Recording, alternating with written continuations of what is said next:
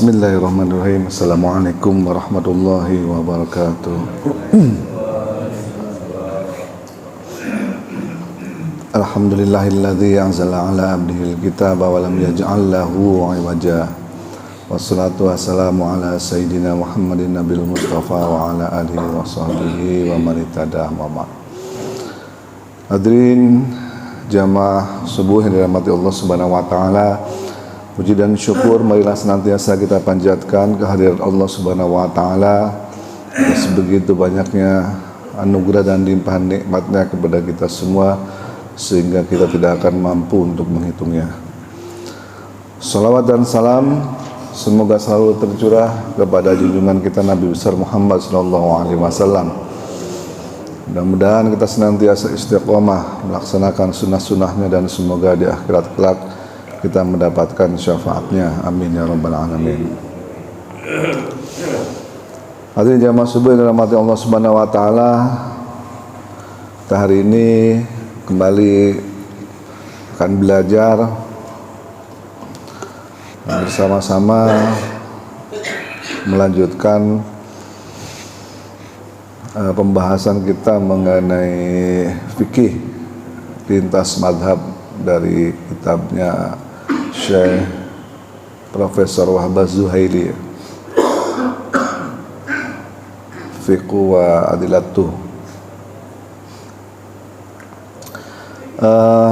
Kita sudah di pertemuan yang lalu kita sudah belajar mengenai sejarah para imam madhab. Kita sudah tahu apa itu maknanya madhab. Kemudian hari ini kita insyaallah akan belajar mulai masuk ke materi pokok. Itu dimulai dengan bab niat. Bab niat ini sangat penting untuk dibahas karena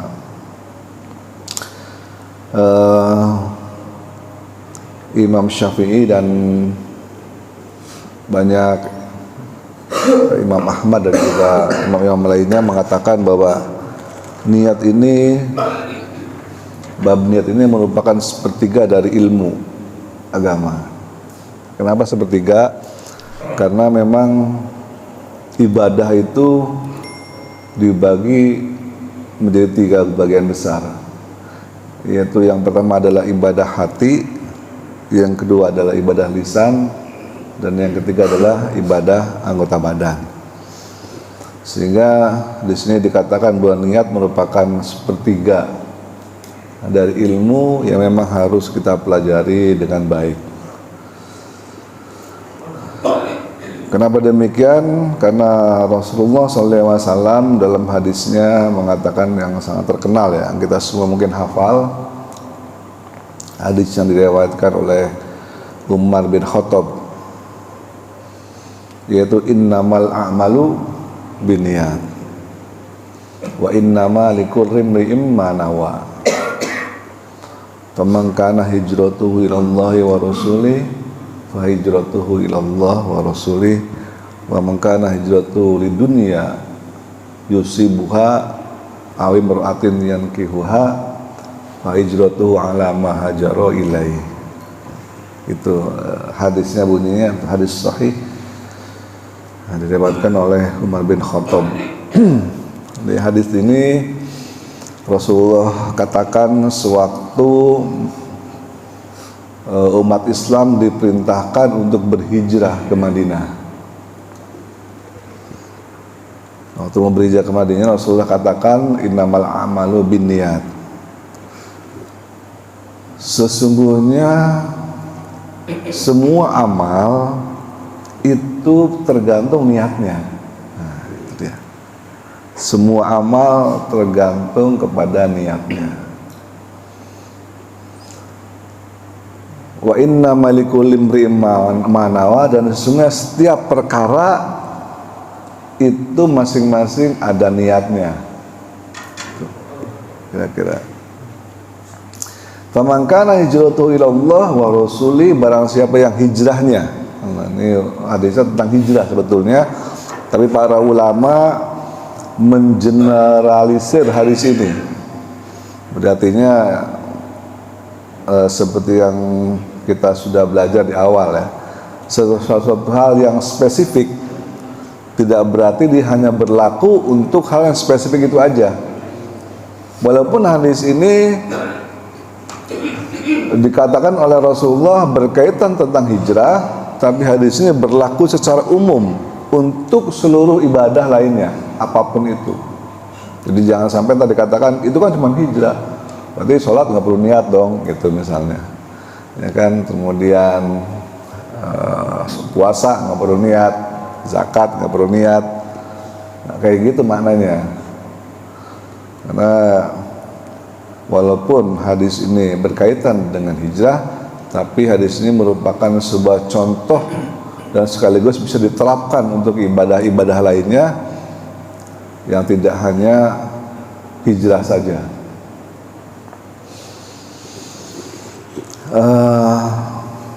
Faman kana hijratuhu ilallahi wa rasuli, barang siapa yang hijrahnya itu karena Allah dan Rasulnya, fa hijratuhu ilallah wa rasuli, maka hijrahnya ya dia akan dapatkan pahala tentu dengan hijrahnya tersebut. Faman kana hijratuhu lidunya yusibuha, karena memang niatnya itu urusan dunia, entah di sana mau nyari kerjaan lagi, entah di sana mau macam-macam lah kebutuhannya, mau dagang tujuannya misalnya, ya dia dapat itu sesuai dengan apa yang diniatkannya.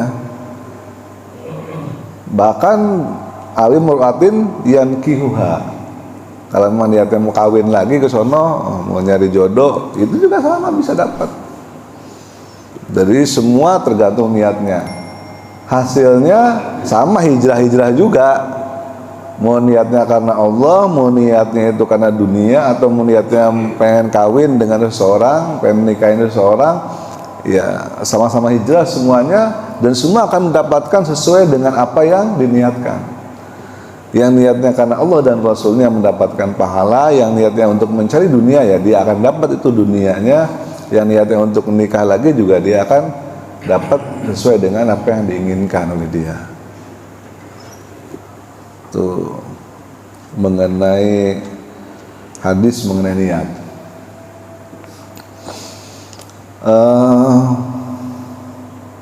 Kalau kita coba untuk merenungkan ya hadis ini, kita bisa membedakan saat seseorang misalnya si A sama si B misalnya sama-sama ingin menghadapi ujian sekolah misalnya dalam waktu dekat. Kelihatan kalau si A santai-santai aja, kalau si B dia punya daftar buku yang harus dibaca, daftar latihan yang mesti dikerjakan, dan dia kerjakan dengan baik semuanya. Dari situ kita bisa menyimpulkan kira-kira yang niat yang mana nih? Nah, yang serius itulah yang niat. Jadi niat itu berbanding lurus ya, atau setara dengan keseriusan. Orang kalau nggak niat ya mau diapain juga susah ya. Kayak kemarin kita ke Cirebon, ada yang kelihatan kalau yang niatnya, gue pengen ikut gimana ya, gitu. Dicarilah waktunya ya. Semua jadwal dikosongkan di hari Rabu tanggal 30, meeting digeser misalnya gitu. Ya kan? Itu namanya niat. Terus dipersiapkan nih. H-3 itu udah siap-siap, minyak angin disiapin, koyo. Nah, niat itu niat namanya. Kalau nggak niat, mau dia ajak kayak apa juga, aduh sorry ya saya nggak bisa, lah alasan ini, itu namanya nggak niat. Beda antara yang niat dengan yang nggak niat. Jadi di situ perbedaannya kelihatan. Makanya bab niat ini sangat penting kita pahami, kita pelajari, karena berhubungan dengan kalau hubungannya dengan ibadah, karena berhubungan dengan bagaimana kualitas ibadah kita. Ada orang yang secara kemampuan ya sangat mampu, tapi saat ditanya udah naik haji belum, belum ada panggilan, bilangnya gitu. Langsung itu belum niat. Kalau udah niat, ada kisah tukang bubur naik haji gitu kan, ya dia nabung, daftar aja belum, nabung aja belum kan gitu. Tapi bilangnya belum ada panggilan, nah itu orang nggak niat namanya. Karena kalau orang niat, ya minimalnya dia daftar, minimalnya dia terus menabung kan gitu, sampai dengan uangnya cukup dan seterusnya. Itu namanya kelihatan orang yang niat, dia akan melaksanakan apa yang sesuai keinginannya dengan serius. Itu namanya niat. Ingat nggak dulu waktu kita ngedeketin calon istri kita dulu kan? Gimana tuh? Niat banget itu. Ada yang pokoknya besok nih malam minggu nih misalnya. Niat itu pasti udah disiapkan dari pagi. Sabtunya itu udah begini mau pakai baju apa, mau jalan kemana. Pak Chandra senyum tuh, berarti tahu dia. Saya nggak dapat tatang ceritanya kemarin kan begitu. Deketin calon mertuanya, dia harus sholat subuh di Blok M kalau nggak salah. Dia jalan tuh pagi-pagi jam 3:30 jam 3 dari rumahnya tuh supaya bisa sholat subuh di sono. Kenapa? Karena yang jadi imam itu calon mertuanya, gitu katanya.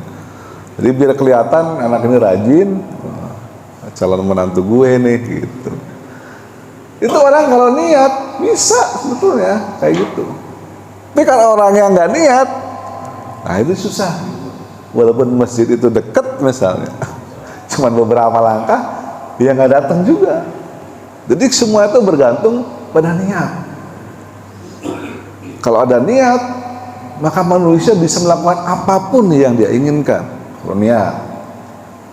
Tapi kalau udah nggak niat, semudah apapun pekerjaan tidak akan berhasil, tidak akan selesai. Sekarang mari kita tanya kepada diri kita sendiri masing-masing. Apakah kita sudah niat untuk meningkatkan kualitas ibadah kita? Nah, itu pertanyaannya. Niat gak? Bedakan orang yang niat yang tadi ya dengan yang gak niat. Kalau orang yang niat, wah saya pengen bisa baca Quran misalnya, ya belajar tahsin, belajar baca. Kalau saya lihat almarhum Pak siapa? Anto Sularto, ya di sini belajar tahsin, udah gitu dia kurang puas, cari lagi di Mujahidin, guru tahsin daftar sama Pak Zul. Itu orang niat, cari sini cari sana belajar. Kalau ada orang yang merasa saya nggak bisa pengen bisa tata cara sholat yang baik misalnya, yang sesuai dengan apa yang diajarkan oleh Rasulullah, cari baca minimalnya misalnya buka YouTube, dengerin dari ustadz misalnya gimana sih tata cara sholat yang baik, sehingga kita pastikan sholat kita tidak akan salah. Jangan sampai apa yang kita lakukan selama ini sholat ternyata sholatnya salah. Simple. Waktu ditanya nanti di akhir, gara-gara kamu nggak niat sholatnya. Kok nggak niat? Saya kan sholat ya Allah. Nah, kamu sholatnya masih salah. Kenapa salah? Kenapa kamu nggak mau belajar kan begitu? Itu simple. Niat. Balik lagi. Dan sampai besok ada pertanyaan seperti itu.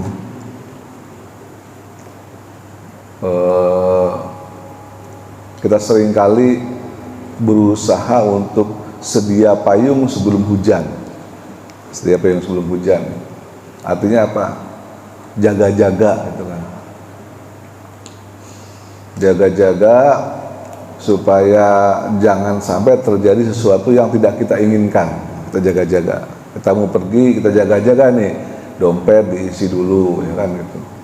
Jangan sampai nanti di jalan kenapa-kenapa ternyata ATM nggak ada misalnya. kita isi dulu dompet. Itu orang sudah prepare dengan baik tentang apa yang akan dikerjakannya. Tentu dalam masalah ibadah pun seperti itu. Sudahkah diri kita mempersiapkan dengan baik sebaik-baiknya ibadah yang akan kita lakukan? Jangan sampai ternyata ibadah yang kita lakukan itu nanti tidak sempurna karena kita dianggap belum terlalu niat untuk dalam melaksanakannya. Karena kembali lagi kepada hadis yang tadi, innamal amalu binniyat wa innamal likulli imri'in ma nawa. Segala sesuatu itu ya tergantung niatnya. Baik jamaah subuh dalam hati Allah Subhanahu wa taala,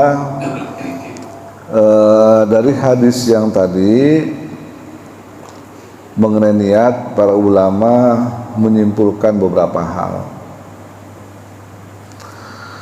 Yang pertama adalah semua ulama kecuali mazhab Hanafi menyimpulkan bahwa hadis innamal a'malu binniyat itu merupakan syarat sahnya sebuah ibadah. Kalau ibadah tidak disertai dengan niat yang betul, maka ibadah itu menjadi tidak sah. Tapi kalau mazhab Hanafi menyatakan adalah syarat sempurna, bukan syarat sah, itu bedanya ya. Jadi kalau mazhab Maliki, Hambali dan Syafi'i mengatakan niat itu merupakan syarat sah, tapi mazhab Hanafi mengatakan merupakan syarat sempurnanya saja, sempurna. Nah, ini perbedaannya. Jadi silahkan mau diambil pendapat yang mana. Tapi kalau melihat dari zahir hadisnya tadi ya, zahir hadisnya, tentu sebagian besar ulama atau sebagian besar umat Islam akan menyatakan setuju dengan dengan tiga madhab tadi ya. Jadi niat merupakan syarat sah. Artinya kalau niatnya salah, maka ibadahnya yang menjadi salah. Contoh, pada saat kita mandi wajib, kita harus membedakan antara mandi wajib dengan mandi biasa, walaupun mungkin dalam prakteknya mirip keduanya. Kalau kita niatnya untuk mandi wajib, ya maka mandi tersebut bisa menghilangkan hadas besar. Tapi kalau kita niatkan hanya mandinya mandi biasa, walaupun prakteknya sama kayak mandi wajib, pakai sampo juga, gitu, pakai sabun juga, gosok-gosok juga. Tapi niatnya bukan niat mandi wajib, ya niat mandi biasa. Itu tidak akan menghilangkan hadas besar. Walaupun udah mandi. Nah, makanya hati-hati di sini dalam dalam melaksanakan niat di dalam hati harus dibedakan. Karena balik lagi innamal amalu binniyat. Segala sesuatu, segala amal itu tergantung pada niatnya. Begitu para ulama menyimpulkan. Kalau niat mandinya tadi itu mandi untuk membersihkan, mengangkat hadas yang besar, ya dia akan bisa mengangkat itu. Tapi kalau tidak, ya tidak. Walaupun pada prakteknya sama-sama mandinya seperti itu. Sama kayak kasusnya dengan hijrah yang tadi. Walaupun sama-sama hijrah, sama-sama berangkat dari Mekah ke Madinah, kalau niatnya karena Allah, ya dapat pahala, dapat sesuai dengan. Kalau niatnya karena hal yang lain, ya dia dapat juga sesuai dengan hal yang diinginkannya itu. Tapi tentu pahalanya jadi nggak dapat. Kesimpulannya para ulama mengatakan seperti itu.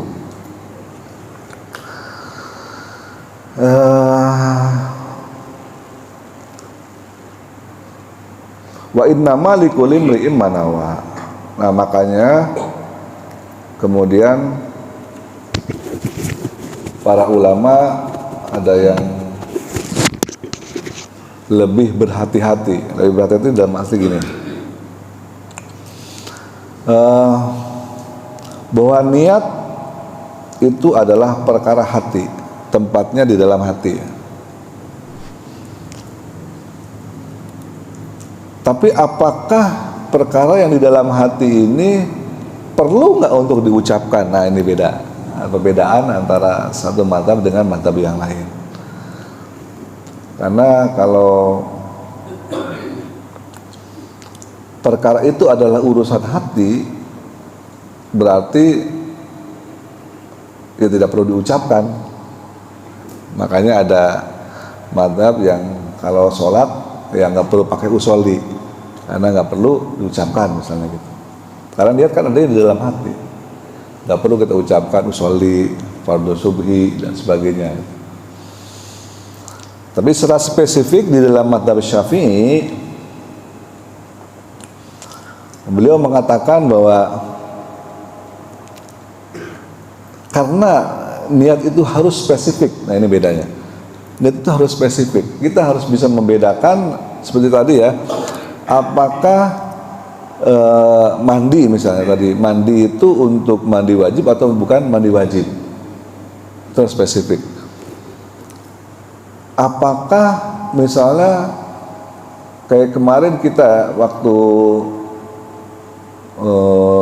sholat duhur dan asar ya, digabung jadi satu, kan kita harus spesifik. Ini sholatnya sholat duhur ataukah sholat asar? Apakah ini sholat maghrib ataukah sholat isya? Nah, jangan sampai apa yang diniatkan kita itu tidak spesifik karena khawatir niatnya salah, ya sehingga nanti ibadah yang kita lakukan juga jadi salah. Sama-sama 2 rakaat, sholat duhur 2 rakaat karena dikosor misalnya, sholat subuh pun 2 rakaat, tapi tidak dikosor. Bagaimana untuk membedakan ini sholat duhur atau sholat subuh? Nah, tergantung niat, kembali lagi. Kayak para ulama memformulasikan, khususnya mazhab Syafi'i ya, memformulasikan ucapan niat. Ya, seperti tadi ada usolli misalnya, informasi supaya apa? Supaya membantu hati untuk menjadi lebih lebih yakin. Hati lebih yakin bahwa saya, ya maksudnya gini, kalimatnya terserah mau pakai usolli atau enggak, mau pakai bahasa Arab boleh, mau pakai bahasa Indonesia juga boleh, mau pakai bahasa Sunda atau bahasa Jawa juga boleh, tidak harus bahasa Arab. Tapi ucapan, nah khususnya dalam mazhab Syafi'i, memperkuat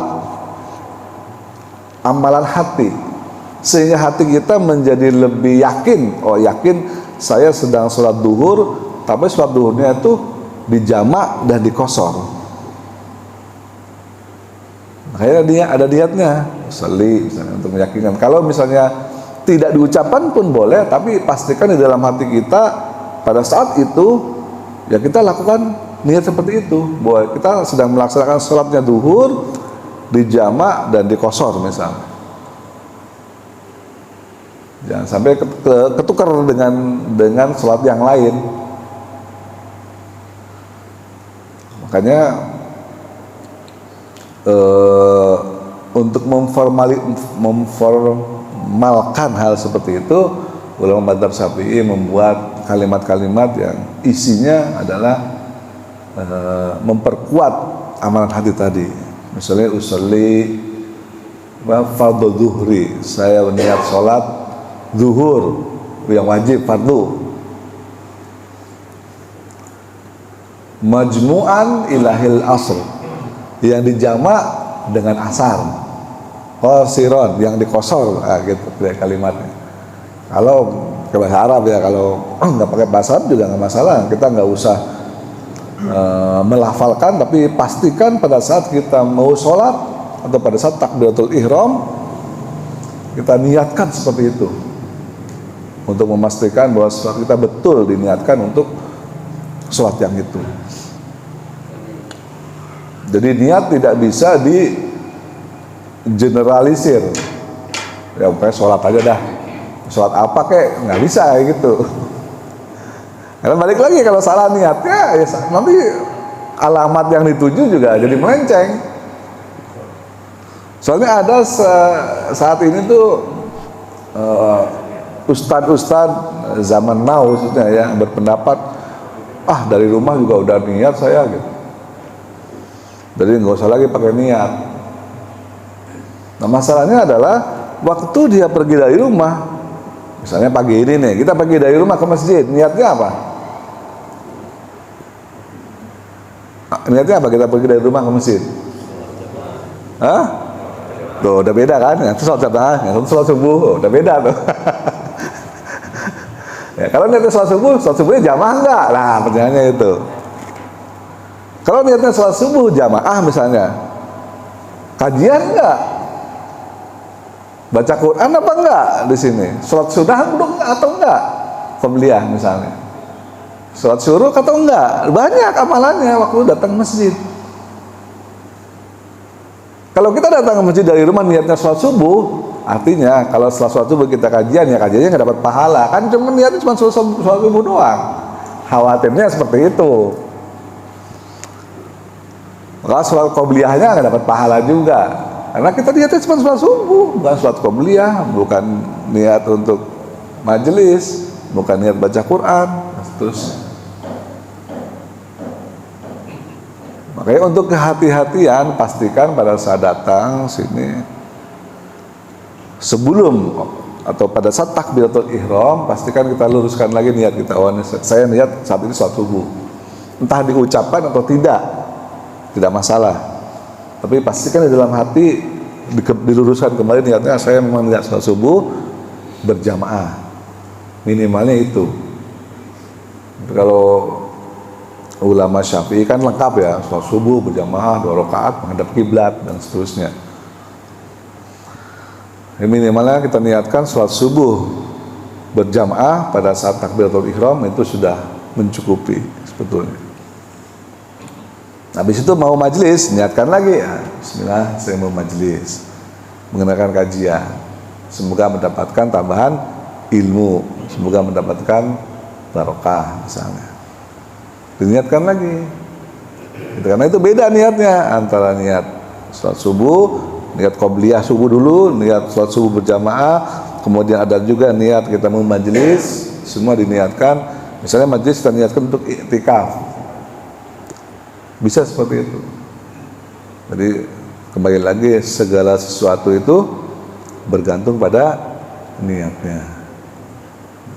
Dan niat itu adalah amalan hati. Kalau kita salah dengan niat, ya khawatirnya ibadah yang kita laksanakan menjadi sia-sia, atau kalaupun tidak sia-sia, minimalnya tidak sempurna ibadah. Hadis Nabi SAW tadi sebetulnya diekstrak atau Rasulullah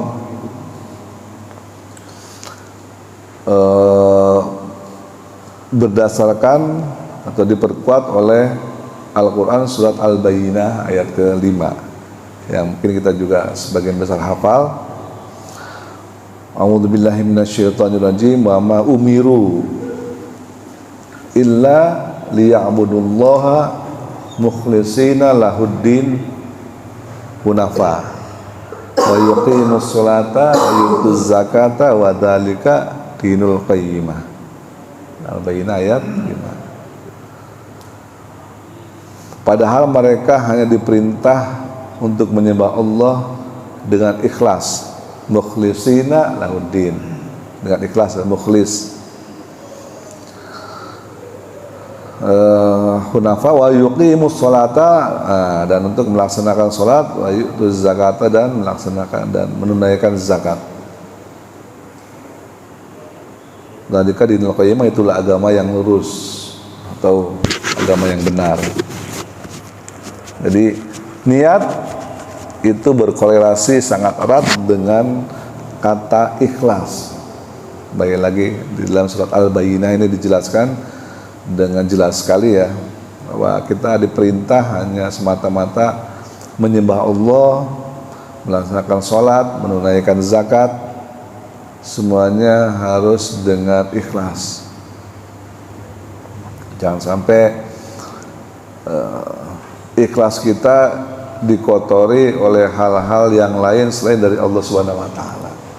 Karena akan menyebabkan ibadah yang kita amalkan menjadi dikhawatirkan menjadi tidak sah atau minimalnya menjadi tidak sempurna apa yang ibadah yang kita lakukan.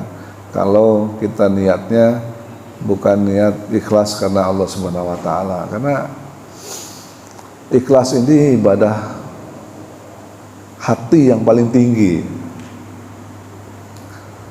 Sampai-sampai iblis itu nggak akan bisa menggoda orang yang hatinya ikhlas.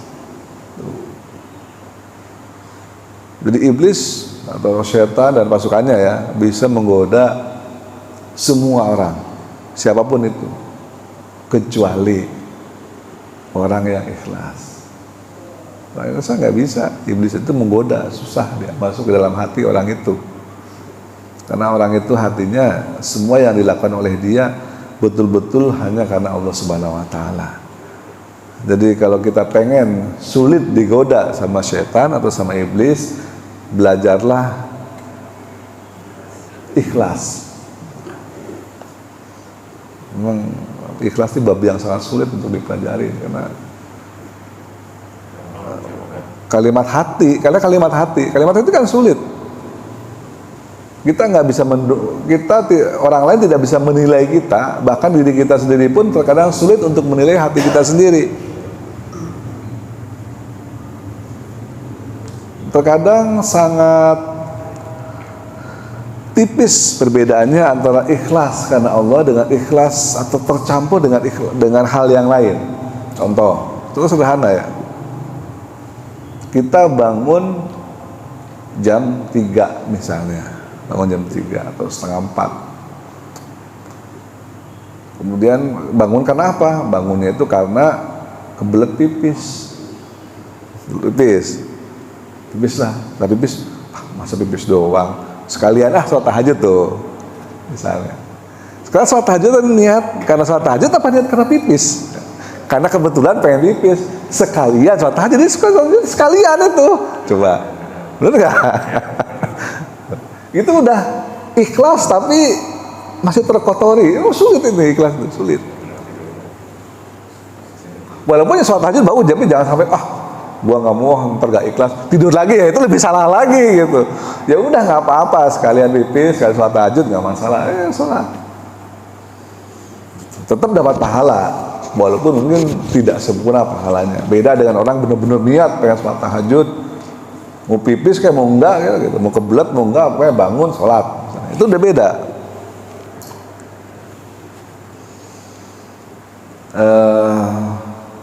Atau misalnya macam-macam lah, pokoknya contohnya kita pasti tahu gitu. Banyak contohnya di mana ibadah kita itu ikhlasnya itu masih terkontaminasi dengan hal-hal lain yang bukan karena Allah Subhanahu wa taala. Ada yang misalnya baca Quran kemudian ditarget diri sendiri sih sebetulnya. Pokoknya saya harus satu hari 1 juz misalnya di bulan Ramadan gitu kan. Pertanyaannya adalah saat kita khatam Al-Quran di akhir Ramadan, apakah baca Quran kita itu karena niat ikhlas karena Allah Subhanahu wa taala ataukah karena dikejar target? Tuh. Takut ditanya sama temennya misalnya, lu udah khatam berapa juz misalnya gitu kan. Itu aja udah, karena sangat sulit benar-benar niat karena ikhlas karena Allah. Sulit. Karena pasti kita akan berkontaminasinya itu karena satu hal. hal yang lain yang memang bukan karena Allah Subhanahu wa taala. Makanya orang yang niatnya udah betul-betul ikhlas karena Allah, nah ini dia orang yang sudah mencapai level tadi apa namanya? Mukhlisin. Orang ikhlas. Dan sulit itu digoda sama iblis atau setan. Sulit. Karena orang berdiri karena Allah. Ada seorang ulama besar di masa yang lalu ya, dikerjain sama tetangganya. Pak Kiai kami undang ke rumah ya, datang besok kami ada acara, mohon Pak Kiai untuk berdoa di rumah kami. Demikian doa. Oh iya, insya Allah hadir. Jam berapa? Acaranya pada asar. Asar datanglah si Kiai itu rumah tetangganya, karena diundang rumah tetangga kan, datanglah ke rumah. Begitu datang ke rumah, waduh maaf Pak Kiai, acaranya nggak jadi. Silakan Pak Kiai pulang lagi. Ya udah pulang lagi dia. Minggu depannya begitu lagi tetangga, Pak Kiai diatur ke rumahnya ada acara nanti doa. Oh iya datang. Begitu datang, maaf Pak Kiai nggak jadi tuh. Sampai 3 kali. Memang si tetangga ini nggak sengaja ngerjain si Kiai ini. Atau si ustaz tersebut ngerjain. Dan pas ketiga kalinya si tetangga tersebut nanya sama si Kiai ini, kok kamu nggak marah sih aku kerjain gitu. Mestinya kan kalau orang-orang disuruh datang itu kerjain kan marah kan, mana sih lu nggak niat banget kan gitu. Lu bener kan ngundang gua mau doa, gua udah datang ke sini, ya kan? Ngunin undangan, ente malah batalin seenaknya jidat ente. Nah, itu kan. Jadwal aneh padat nih. Mestinya kalau aneh nggak datang ke sini, aneh mesti ceramah di sono, di sini kan itu. Aneh udah kosongin jadwal aneh, ente mana begitu kelakuannya. Nah, gitu. Umumnya kan orang seperti itu, tapi ini enggak. Terus ditanya sama si tangganya, kenapa sih kamu kok nggak marah? Kayak gitu dikerjain. Dia karena mesti marah, dia bilang. Allah dan Rasulullah perintahkan kita untuk memuliakan tetangga. Saat kita diminta datang oleh tetangga kita, ya saya sedang melaksanakan perintah Allah dan Rasulnya untuk memuliakan tetangga, saya datang. Kalau ternyata acara itu nggak jadi, ya nggak masalah. Yang penting saya udah datang memenuhi. Jadi saya tuh datang ke rumah kamu bukan karena kamu, tuh. Tapi kan Allah perintahkan saya untuk memuliakan tetangga. Kalau kamu jadi nggak jadi, bukan urusan saya, nggak ada masalah. Tuh. Itu sangat sulit untuk bisa seperti itu. Kenapa? Karena kebanyakan dari kita, hati kita itu masih terkungkung dengan ego. Lu kayak begitu. Kalau kita yang digituin pasti marah kan gitu. Tapi beda nih dengan Imam Ahmad bin Hambal. Imam Ahmad begitu. Sama sudah sedemikian hatinya itu bisa membedakan mana yang karena Allah dan mana yang bukan. Tipis bedanya. Dan itu sangat sulit untuk dipraktekkan. Contoh lain Sayyidina Ali bin Abi Thalib lagi perang, pedangnya kan terkenal tuh namanya, pedangnya masih ingat nama pedang? Zulfikar. Zulfikar, pedangnya panjang gini, ada cabangnya 2 di depannya, cabangnya 2, jadi kayak huruf Y itu pedangnya, namanya Zulfikar, bukan Zulkifli. Namanya Zulfikar.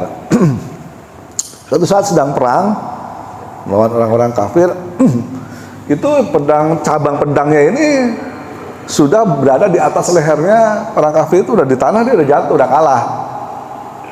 Aduh pedang, dia jatuh, brok. Ini udah di atas lehernya, set. Udah tinggal tekan sedikit, putus itu leher. Apa yang dilakukan oleh orang kafir ini? Itu mukanya Sayyidina Ali diludahin, cuh gitu. Saking dia udah nggak bisa ngapa-ngapain lagi, mau ngapain satu-satunya satu-satunya hal terakhir yang bisa dilakukan adalah yang ngeludahin itu. Lumayan lah, walaupun nggak bisa ngelawan, paling minimal ngeludahin kan gitu. Ngeludahin. Begitu ngeludahin, mundur Sayyidina Ali, nggak jadi ngebunuh orang itu. Misalnya orang kafir tuh kaget dia bangun. Ente nggak jadi ngebunuh aneh. Kenapa kok kayak gitu? Nah gitu. Mundur Sayyidina Ali. Sayyidina Ali bilang, sebelum tadi ente ngeludahin aneh, niat aneh ngebunuh ente itu karena Allah. Saya berperang karena lillahi ta'ala, karena Allah, karena Rasulullah. Tapi begitu ente ngeludahin muka aneh, niat aneh ngebunuh ente itu karena kesal diludahin. Tuh, tipis bedanya.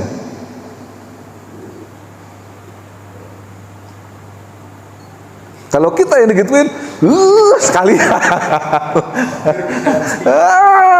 Udah makin mungkin sekalian. Nanti akhirnya tanya, ente kenapa ngebunuh itu?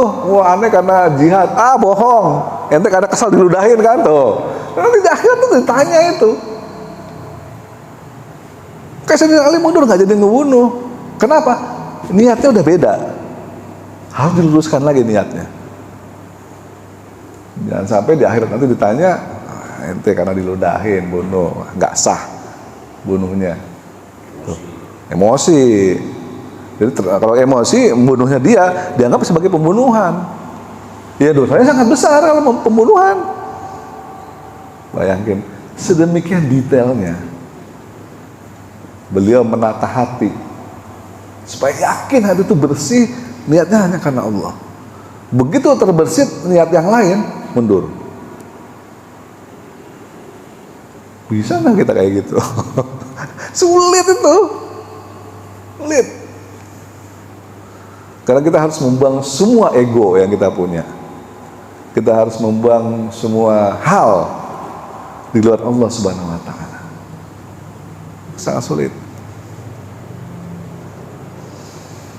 Hanya bisa dilakukan oleh orang-orang yang mukhlisin, orang ikhlas. Makanya orang seperti itu sulit digoda oleh iblis maupun setan. Selalu apa yang dilakukan itu karena Allah, karena Allah, karena Allah. Tidak bercampur dengan ego diri sendiri, tidak bercampur dengan hal lain selain dari Allah Subhanahu wa Ta'ala. Makanya pantas kemarin dari ceritanya Pak Anto ya, waktu panahnya dicabut, kalau tunggu gua sholat dulu ya, nanti kalau gua lagi sholat panahnya dicabut, nah itu nggak berasa ya, karena siatnya udah mantang hatinya karena Allah ya. Nah itu balik lagi ya, sangat sulit. Baik, mungkin ada pertanyaan? Ya, silakan Pak Zul.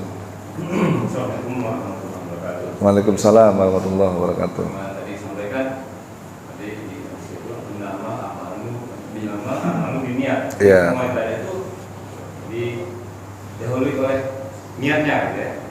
Hijrah mau mandi junub, gitu. Iya. Nah, ada ibadah yang Rasul lakukan itu niatnya karena ada makanan waktu mau puasa sunnah. Oh ya, oke. Pulang dari mana gitu kan? Tanya, ada makanan nggak? Nggak ada. Ya udah kalau kita hari ini puasa sunnah kan puasa gitu ya. Nah, apakah selain ibadah puasa sunnah tadi ada ibadah lain yang boleh itu dikerjakan, dilaksanakan ibadah itu? Tapi niatnya belakangan gitu. Jadi puasa tadi memang sih prosesnya dia pagi gitu kan, langsung pasang niat puasa hari ini kan, karena memang masih dalam proses gitu kan, puasanya masih berlangsung sampai maghrib gitu. Nah, apakah ada ibadah yang niatnya itu setelah menyelesaikan ibadah baru niatnya gitu? Kalau puasa tadi panjang kan itu, dan mengerjakan ini, ada mengerjakan ibadah tadi, nah jadi niat itu nyusul lah gitu. Ada nggak ibadah yang selain ini gitu? Assalamualaikum warahmatullahi wabarakatuh. Waalaikumsalam warahmatullahi wabarakatuh. Dari hadis tadi kembali lagi para ulama menyimpulkan. Para ulama kan selalu menyimpulkan hadis itu sehingga atau peristiwa yang dialami oleh Nabi menjadi sebuah ketetapan hukum yang berlaku secara umum. Itu hebatnya ya para ulama. Jadi berdasarkan hadis tadi, para ulama mengatakan membedakan niat untuk melaksanakan perkara yang wajib atau niat untuk melaksanakan perkara yang sunnah. Disimpulkanlah bahwa jika niat melakukan perkara yang wajib, maka niatnya harus berbarengan pada saat dilaksanakannya perkara itu. Jadi kalau sholat misalnya pada saat takbiratul ihram, itulah kita harus mantapkan niat. Begitu niatnya betul pas ini sholat subuh dan berjamaah misalnya, sholat duhur ini dikosor atau enggak dikosor, di jama' atau enggak di jama' misalnya, dilaksanakan pada saat berbarengan dengan ibadah atau aktivitas pertama dalam hal sholat adalah takbiratul ihram. Dalam hal puasa ya pada saat sahur gitu kan, Ramadan misalnya, kalau puasanya puasa wajib. Bagaimana dengan sunnah? Nah kalau sunnah makanya ada keringanan, karena sunnah yang merupakan ibadah tambahan, ibadah yang bisa terjadi secara spontanitas. Nah, sunnah kan spontanitas ya. Dengan kasus tadi contohnya pada saat Rasulullah di hari Senin atau Kamis, beliau selalu menanya kepada istrinya Aisyah, ada makanan tidak? Nah, kalau nggak ada ya udah saya puasa hari ini. Niatnya adalah untuk puasa. Kalau untuk perkara yang sunnah, maka silahkan seperti itu. Tapi kalau untuk perkara yang wajib, ya nggak boleh. Begitu para ulama menyimpulkan. Kenapa demikian? Karena perkara sunnah adalah ibadah yang sifatnya adalah tambahan. Bahkan Rasulullah pun pada saat mengatakan kepada Aisyah, saya niat puasa hari ini karena nggak ada makanan, ternyata pada saat siang hari beliau diundang ke rumah sahabatnya untuk makan. Ya beliau makan. Kalau dari pagi belum makan, belum sahur gitu. Karena memang lapar. Minimalnya, nah ini minimalnya. Kalau udah niat dapat pahala, karena ada hadis lain ya. Hadis lain yang menyatakan bahwa kalau kita berniat melakukan perkara yang baik dan tidak melaksanakannya, maka kita dapat pahala dari niatnya. Tapi kalau kita berniat melakukan pekerjaan yang jelek, yang buruk, tapi tidak dilaksanakan, maka kita pun dapat pahala karena tidak melaksanakannya. Adapun niat melaksanakannya tidak terkena dosa. Itu hebatnya di situ Islam. Jadi kalau niatnya melakukan kebaikan, niatnya aja udah dapat pahala. Maka Rasulullah berniat, saya niat sholat sunnah, walaupun mungkin sholat niat puasa sunnah, walaupun mungkin nanti pas jam makan siang misalnya diajak sahabatnya untuk makan, ya beliau makan. Minimalnya sudah dapat pahala niatnya itu. Setiap malam tuh kita bisa mendapat pahala sholat tahajud ya? Bisa, betul. Sebelum tidur pastikan niat. Nanti malam saya mau sholat tahajud, ya Allah bangunkan misalnya. Tapi jangan lupa pasang alarm. Satu. Kedua, tidurnya jangan malam-malam. Saya mau tahajud, tidur 1:30. Gimana masa gitu, nggak niat namanya gitu loh. Jadi kembali lagi, niat harus dibarengi dengan aktivitas yang serius supaya apa yang kita niatkan tercapai. Kalau aktivitasnya nggak serius ya, niat mau sholat tahajud, tidurnya jam 1:30, jam 1. Gimana bisa bangun jam 3 gitu kan? Masih keleyang baru tidur 2 jam misalnya. Sholatnya pun nanti gak khusyuk jadinya karena ngantuk. Nah seterusnya gitu. Termasuk kita untuk sehari-hari nih, makan, minum. Kalau kita niatkan untuk ibadah, dapat pahala juga. Jangan lupa, makanya kalau makan atau minum jangan lupa bismillah dan niatkan untuk ibadah. Ya Allah saya makan supaya apa? Supaya badan saya kuat untuk melaksanakan sholat nanti nggak lemes misalnya. Itu makannya dapat pahala. Kita niatan tidurnya dapat pahala juga. Niatnya apa? Supaya saya nggak ngantuk nanti sholat tahajud, atau supaya saya bisa bangun untuk sholat tahajud dan sholat subuh misalnya. Tidurnya sore, pastikan dan niatkan untuk itu, maka tidurnya berpahala. Semua aktivitas kita itu bisa menjadi pahala kalau kita niatkan untuk tujuannya karena Allah. Tapi kalau enggak cuma sekedar kenyang doang, ya udah dapatnya kenyang, gitu. Pahalanya enggak. Ngilangkan hausnya doang yang dapat. Pahalanya enggak. Makanya kata Nabi kan, ada orang yang bulan puasa di bulan Ramadan cuma dapat lapar dan haus, lapar dan dahaga. Kenapa? Karena ya niatnya seperti itu, cuman puasanya cuman sekedar mindahin jam makan dari makan pagi, sarapan paginya dipindahkan ke jam 4:30 ya kan. Makan siangnya dipindahkan ke maghrib, itu doang. Biar bisa ikut bukber.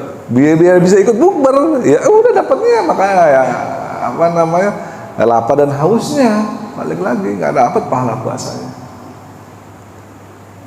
Gitu ya. Ada lagi pertanyaannya? Ya. Salam. Pak, sedikit aja Pak mengenai sempurna dan sah Pak. Kayaknya beda tipis nih Pak. Sempurna itu pasti sah nggak Pak? Terus sah itu masuk sempurna nggak? Ada spesifiknya gitu Pak. Ya. Sebenarnya bedanya nggak, kalau menurut saya sih nggak tipis bedanya. Itu bedanya fundamental. Karena yang satu itu sempurna, yang harus sah. Karena kalau sah artinya kalau kita niatnya salah, ya udah nggak dapat apa-apa gitu loh. Tapi kalau sempurna kan, kalaupun kita nggak niat, kayak tadi perkara yang sunnah tadi, itu untuk yang sempurna. Kalau perkaranya sunnah tadi. Tapi kalau sah dengan tidak sah, itu jelas ini suatu hal yang fundamental ya, beda, membedakan. Kalau saya sih seperti itu, mengikuti pendapat ulama mazhab yang 3 tadi itu selain mazhab Hanafi ya. Karena sah atau tidak sah itu merupakan perkara yang fundamental gitu. Kalau sempurna nggak sempurna kan artinya kalau nggak niat pun ya sudah, artinya cuma pahalanya aja berkurang gitu loh. Nggak sempurna, mestinya ibaratnya orang ujian ini mestinya dapat nilainya 100 gitu kan, jadi nilainya cuma 70 misalnya gitu, karena nggak niat atau kurang niatnya kurang misalnya. Tapi kalau nggak sah, ya ibaratnya kita ikut ujian tapi belum bayar SPP misalnya, ya nggak lulus ujiannya, nggak bisa gitu kan. Ibaratnya seperti itu, karena itu syarat sah atau tidaknya suatu perkara itu boleh dilakukan. Jadi itu menurut saya sih fundamental, jadi bukan beda tipis. Makanya dua golongan ini ya, Hanafi dan non Hanafi ini berbeda ini ya.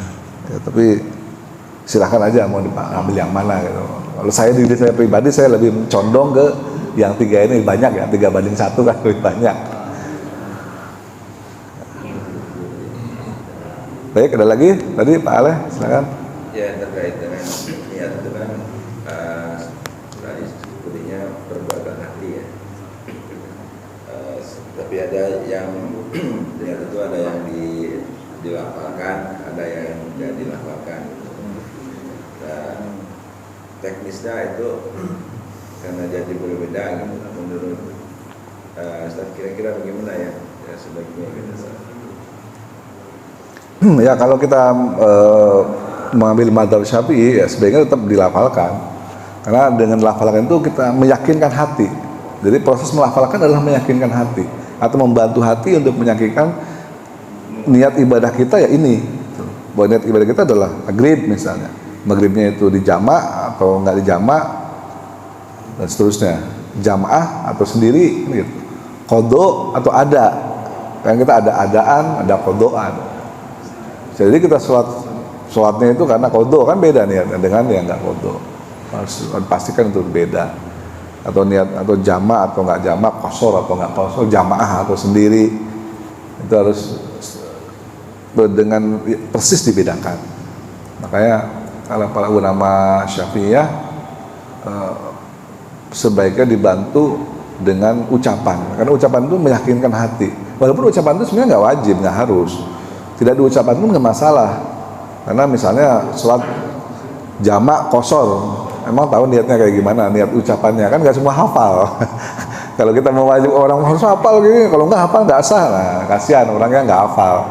Karena niat sholat jamak qasar kan beda kayak tadi kan, usolli majmu'an, ada qasiran dan sebagainya. Itu kan nggak semua orang tahu bagaimana cara melafalkannya.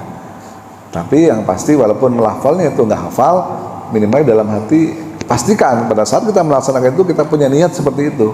Memang niatnya kita di jamak dan di qasar misalnya. Seterusnya pastikan dalam hati. Tapi kalau dilafalkan itu membantu hati untuk meyakinkan, itu aja sih tujuannya, sehingga ada formalitas untuk melafalkan niat, untuk mempermudah bagi orang-orang yang orang awam khususnya ya, kayak kita ini meyakinkan hati atau memantapkan hati bahwa itulah ibadah yang saat ini kita sedang lakukan, bukan yang lain. Itu ya.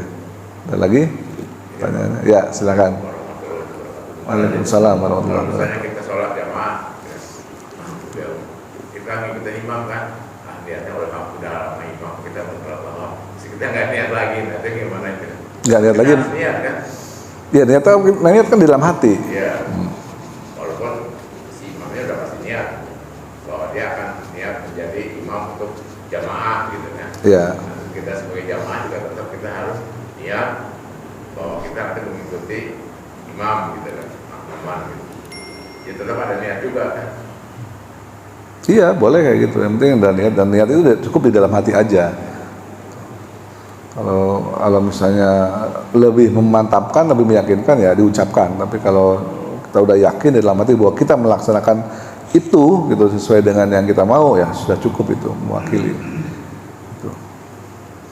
Jadi kalau misalnya jadi makmum, ya otomatis kita tahu lah dalam hati kita niat mau jamaah mau sama imam yang ini gitu loh.